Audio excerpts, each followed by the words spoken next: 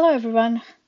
Welcome to the screencast of my final project for CSCI 29 Advanced Python for Data Science. For this class, I plan to build a web application called Curse to Clean, which does profanity detection and correction using Python. So C2C, or Curse to Clean, is a web application that's powered by Django, where any user can type in text and potentially get a neutral or a more pleasant alternative to their speech. So, the mission statement of this product is to spread positive speech by automating profanity detection and correction and suggesting a more neutral or positive alternative. Now, how does it work? This is a Django project which would actually have two apps. So there's going to be a home page, which is where the users can type in their text and get their profanity scores detected and evaluated. Uh, and then there's a second app for the analytics, which would actually take in all the historical user interactions the app has had and provide some summary statistics. So now let's take a look at a prototype of how the end product's UI is going to look like. So as you can see here, the text box at the top is where the user can enter their text input. And at the bottom, there are like four options. If you hit clean text, then this app would actually make a REST API call to a text generation algorithm and would generate a text which will be clean of profane words. The user also has the option to check the profanity score. So if you look at like the blue button um, at the bottom, then it actually reports um, the profanity score by again making a REST API call to a scoring algorithm. The third option that I'm planning to provide is the ability to view historical user inputs for a given session. So if they click on view past inputs, they can see all the text that they've entered and the corrected test that was generated.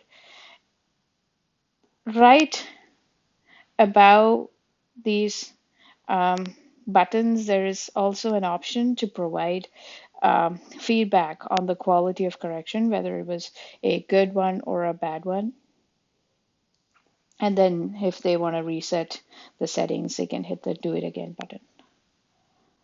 On to the right side, you can see a scorecard which quantifies your current profanity score, which would be a number ranging between 0 to 100.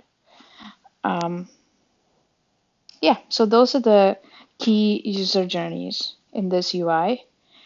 As for the analytics app, I would be taking all the historic user interactions, the profanity scores, the generated text, etc., and would provide some summary statistics and some examples that we can show here include the distribution of profanity scores, uh, topic modeling on what are the most common profane topics that people talk about, what is the most popular uh, profanity word pair that occurs a lot, and then a word cloud of the most commonly corrected words. These are examples. I think we will have the finalized version once the app is live. Now let's take a brief look at the high-level architecture. So there will be an app environment with a Django framework hosting these two applications. All the user interactions,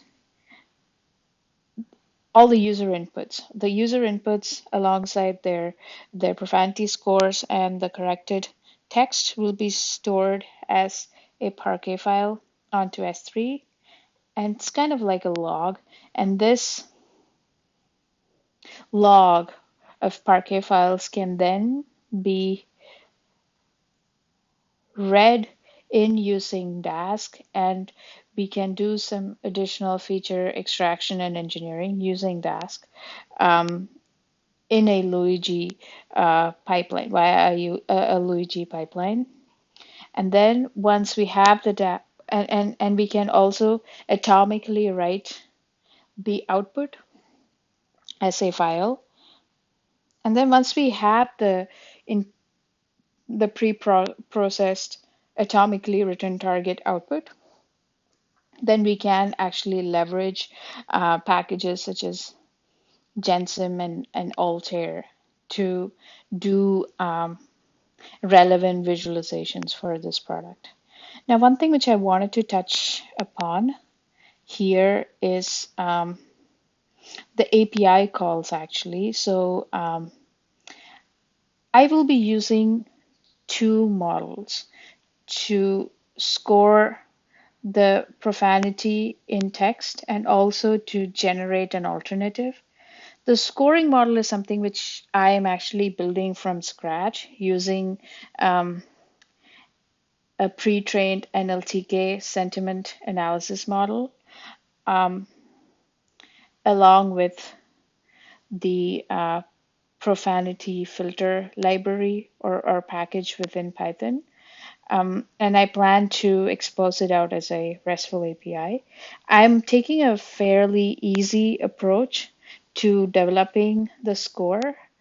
Um, so not I do not plan to spend a lot of time trying to make the scoring model e- extremely accurate. And the second part is the text generation model, which right now I'm trying to set up Google T5, which is their transfer learning model, to do the text generation. I've had some challenges making it work, but my end goal is to build a framework which can potentially be expanded in the future once I have a better performing model. So instead of focusing on trying to make the model perfect and accurate, my goal is to establish the the skeleton into which any model can be plugged in pretty much. Um, I also, one more thought which I had was how I can leverage salting and hashing uh, to uniquely identify um, user responses. So for some reason, if someone constantly puts in duplicate text, I think hashing using that entire text, similar to what we did in class, would potentially help me um, mm, provide a unique key to some of these um, text files that I would be generating.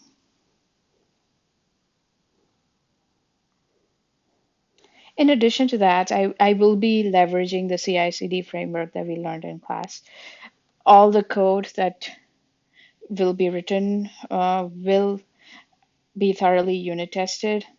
I will try to use all the design advanced Python concepts that we learned in class: atomic rights, microservices, APIs, single responsibility principle, functional programming, decorators, descriptors, parallel coding. So I will I will be using all of it, if not, yeah, most of it, if not all of it, for implementation and or unit testing of the product.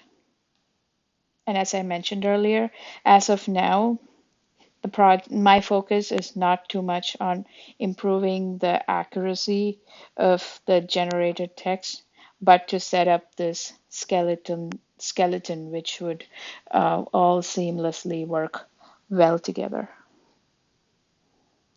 Yeah, that was the main highlight of what I'm trying to do here. There's more to come.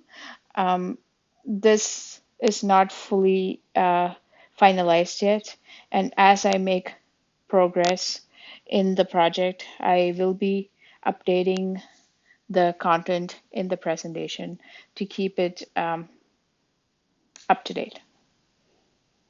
That's all I had. Have a good one. Thank you all.